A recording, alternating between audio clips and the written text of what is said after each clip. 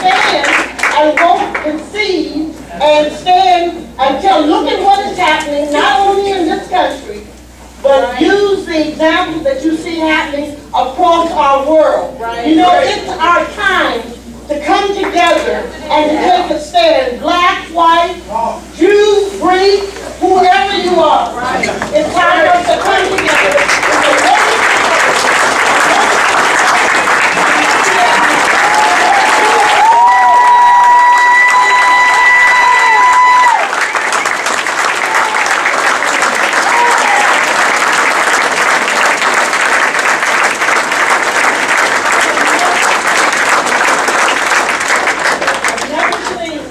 Such an outright attack on the working, and now the middle class, the working poor. We're in the process of becoming even a caste system, if you will. We are in a very, very serious position in this country. We do have the power to make some change. Let me say this, don't ever think that we're powerless, because we're not without power, and we're not without strength. And the greatest, even though we have elected and we have people, we've got to hold them accountable. And in doing so, the greater emphasis, and I'm passionate about this, actually, we're in the process of now, not only did we pass a resolution, which I will be leading with PD, where we are in 110% support of stopping this bill, of killing it, killing it, that we're going to leave here. And then we're also going to be meeting, we're in the process of finalizing, meeting with the governor. When we go into the governor's office, we're going to sit out at the table and we're going to remind him of who we are and what we bring to the table. Black, white, Democrat, Republican, whoever, and to call for a level of responsible leadership that will allow the working class, the working poor, the middle class to continue their collective bargaining. I am the result of not only that I work for the state of Ohio under a union, but I also work for a federal union. And let me tell you this, if it was not for the union, most of us would not have any real security for after our retirement. We would not have it. The union has been the strongest force in this country of calling people together for any cause. I don't know whether you realize that or not. But if you look at that, the union, so the union, we're in a fight, we're at an impasse, we're not defeated, we're not hopeless, we're not helpless, and our goal with the full support of the NAACP is to kill the bill.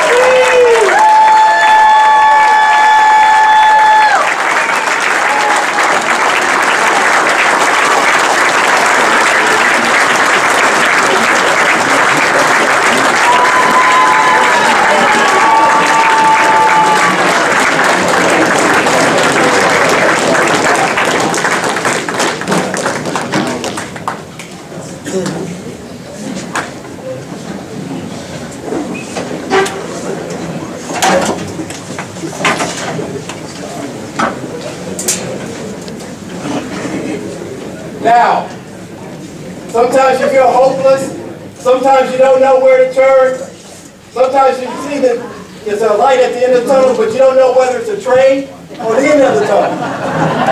But we got somebody who knows about keeping hope alive.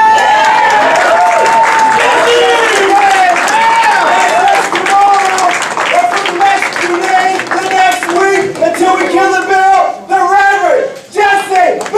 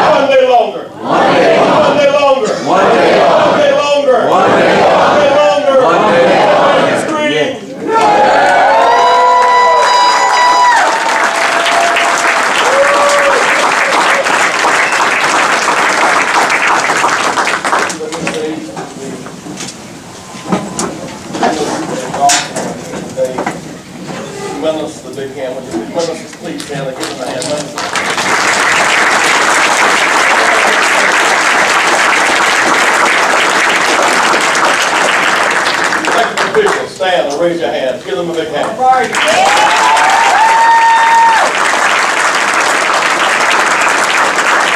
Where's the place to stand? Give them a big hand. I'll work and do that.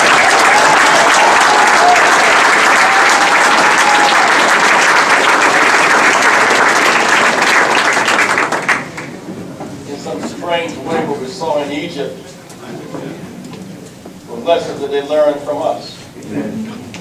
We make progress not through terrorism and attacks or religious sectarianism that they have tried, but through massive disciplined direct action. Willing to hold out and willing to sacrifice. At some point they could no longer play Muslims against Christian against Jew. They had to transcend their religious points of view and worship the Most High God. In some real sense, let's start today to protect the rights of workers to collectively bargain. It's not about Democrats, it's about democracy. It's not about Republicans, it's about the public. It's a time-held tradition. The labor, business, and government has in place at the table. Pastor Watch, all of my life, I've heard the song about the sermon about the valley of dry bones. The bones were dry in the valley. This is the one that got cut off on the hill. And so long as Ezekiel just preached the bones didn't move. He did his best sermon, his most devotion.